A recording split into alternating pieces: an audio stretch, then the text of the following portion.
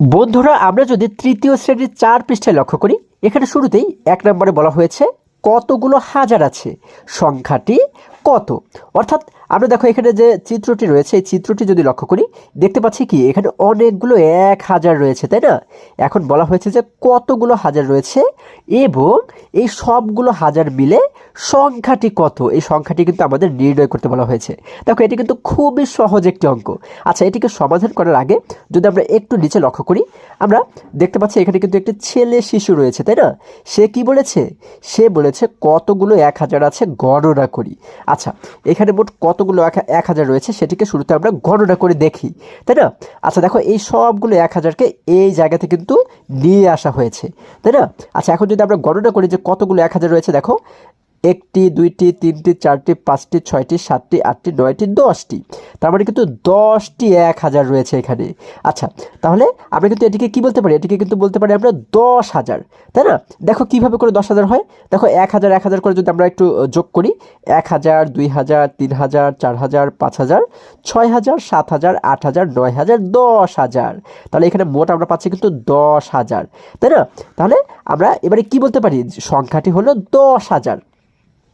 আচ্ছা দেখো, যদি আমরা এবার একটু নিচে লক্ষ্য করি, এখানে বলা হয়েছে সংখ্যাটি হলো ড্যাশ হাজার। এইখানে কিন্তু আমরা একটি খালি ঘর দেখতে পাচ্ছি, তাই না?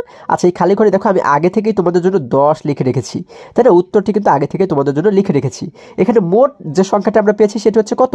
10,000, যার কারণে কিন্তু আমরা এখানে লিখে দিলাম 10।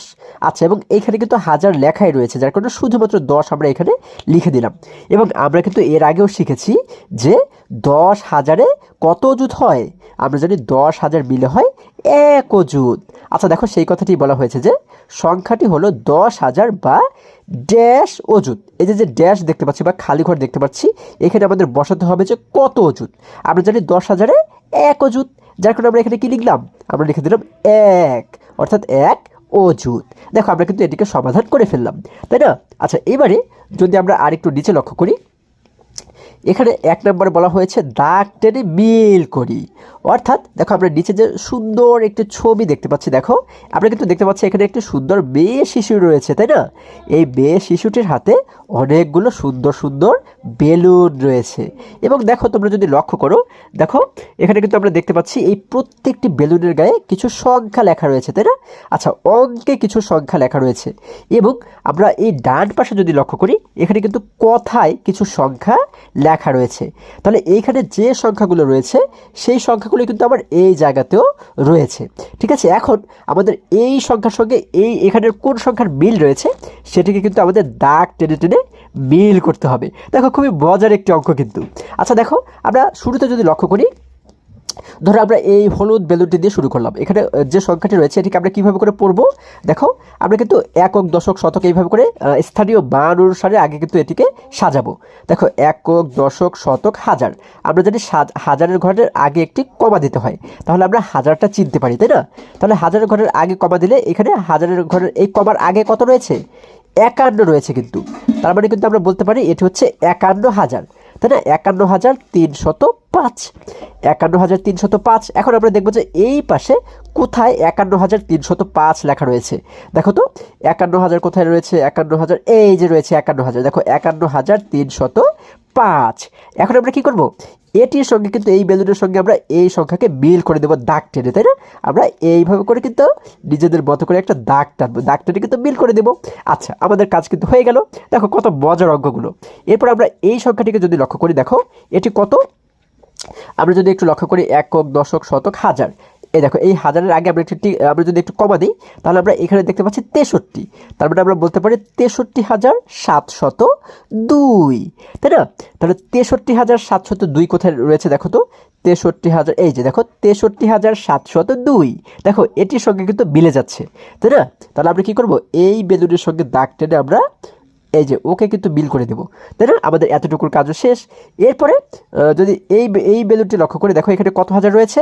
দেখো একক দশক শতক হাজার, এই হাজারের ঘরের আগে একটি কমা দেবো, তাহলে এই কমার আগে দেখতে পাচ্ছি কত? 99, তার মানে 99,305। কোথায় 99,305 রয়েছে? দেখো আমরা যদি লক্ষ্য করি 99,000, এই যে 99,305, দেখো এটির সঙ্গে কিন্তু এই সংখ্যা মিলে যাচ্ছে, তাহলে আমরা দাগটারে কিন্তু এই দুটিকে মিল করে দিব। আচ্ছা, এরপরে দেখো আমরা যদি এই লাল বেলুনটি লক্ষ্য করি, এখানে কত হাজার রয়েছে? একক, দশক, শতক, হাজার। এই হাজারের আগে যদি একটি টিক চিহ্ন দিই, এখানে আমরা দেখতে পাচ্ছি হাজারের আগে রয়েছে 5, তাই না? তার মানে 5,503। কোথায় 5,503 রয়েছে দেখো, এই যে শুরুতেই আমরা দেখতে পাচ্ছি 5,000, আচ্ছা এটা হচ্ছে 5,300, আর আমাদের হচ্ছে 5,503, তাই না? তাহলে 5,500 কোথায় রয়েছে দেখো, এই যে একদম শেষে দেখতে পাচ্ছি আমরা 5,503, তাই না? তাহলে এই সংখ্যার সঙ্গে কিন্তু আমরা এটিকে মিল করে দেবো। দেখো আমরা দাগ টেনে এই দুটিকে মিল করে দেবো। আচ্ছা, এরপরে এখানে রয়েছে 5,305, তাই না? দেখো এখানে কিন্তু আমরা দেখতে পাচ্ছি 5,305। আমরা কীভাবে বুঝলাম এটি 5,000? দেখো একক, দশক, শতক, হাজার। হাজারের ঘরের আগে যদি একটি কমা দিই তাহলে দেখতে পাচ্ছি এখানে কিন্তু 5 রয়েছে, তার মানে 5,305। এটি কোথায় রয়েছে? দেখো শুরুতেই রয়েছে 5,305। আমরা এই দুটিকে মিল করে দিব। এরপরে কিন্তু আর একটি মাত্র বেলুন বাকি রয়েছে। দেখো এখানে কত হাজার রয়েছে? একক, দশক, শতক, হাজার। এই হাজারের ঘরে একটি কমা দিলাম, তাহলে আমরা দেখতে পাচ্ছি এই কমার আগে রয়েছে 22, তার মানে 22,719। এখানে কোথায় রয়েছে দেখো, এই দেখো আমরা 2 নম্বরে, এখানে তো দেখতে পাচ্ছি সবগুলোর দাগ টানা হয়ে গেছে, শুধু এই একটি বাকি রয়েছে, তাই না? এখানে বলা হয়েছে 22,719, তার মানে এটির সঙ্গে কিন্তু আমরা এইটিকে বিল করে দেব। আচ্ছা, যখন আমরা বিল করে দিলাম তখন কিন্তু আমাদের এই অঙ্কটি খুবই সহজেই সমাধান করা হয়ে গেল। আশা করি আজকে প্রত্যেকটি অঙ্ক তোমরা খুবই সহজে এবং খুবই মজায় মজায় শিখতে পেরেছো। বন্ধুরা, আজকে আমাদের এই পর্যন্তই। আবারও দেখা হবে পরবর্তী ভিডিওতে। আর হ্যাঁ, তোমরা যদি আমার চ্যানেলে নতুন হয়ে থাকো তাহলে এখনই চ্যানেলটি সাবস্ক্রাইব করে পাশে থাকো, যেন আমার যে কোনো ভিডিও আপলোড করার সাথে সাথে খুব সহজেই তোমরা সেটি পেতে পারো।